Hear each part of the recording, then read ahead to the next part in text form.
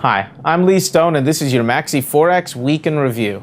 Today we'll cover some of the major financial events heating up the headlines and discuss how they may impact the global currency markets. To begin, let's take a look at the last week's rises and fallers. The euro had a tough week versus the dollar, falling over 2.6% and was last trading at 136.89. The British pound traded mostly mixed during the week, moving down 0.4% versus the dollar and closed Friday trading at 161.32. The dollar-yen gained nearly 1.5% on the week, last trading at 84.42, while the US-Canadian dollar pair also saw a slight gain, moving up 0.6% to close the week at 1.0090. Oil was off to a solid week until plunging nearly 3.5% on Friday, bringing the total weekly loss to just under 3%. Crude oil was last trading at 84.88 a barrel. Gold also took a plunge on Friday. The precious metal fell 2.9% on Friday trading alone and closed at $1,368 an ounce, down 1.86% for the week. U.S. President Barack Obama was in Asia for the meeting of G20 leaders, which took place in Seoul, South Korea. Once again, world leaders vowed to work together to maintain the economic recovery, but fell short of drafting a broad agreement on currencies. The U.S. once again called on the Chinese government to allow the yuan to rise, but it's yet to be seen whether or not China's policies will change before President Hu Jintao's planned visit to Washington in January. The sovereign debt crisis may be rearing its ugly head once again, as new concerns are mounting as to whether or not some European countries will default on their loans. This news triggered several ripples in the market, so to get more on this, let's bring in analyst Martin Smith. Hi Martin, how are you? All right, thank you, Lee. So before we talk about Europe, let me ask you about China. Is there any new development here, or is this just more of the same? Right. I'd say it's a little of both, actually. Chinese President Hu Jintao is making a trip to Washington soon.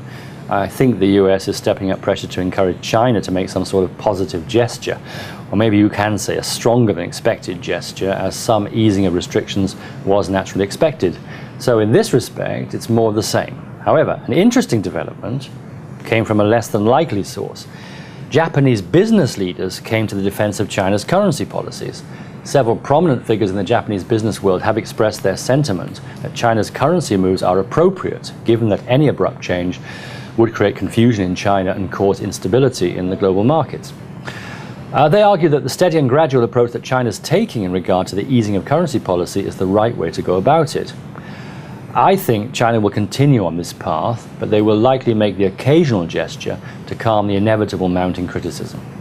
Now, let me ask you about the euro. Is this a return of the sovereign debt crisis?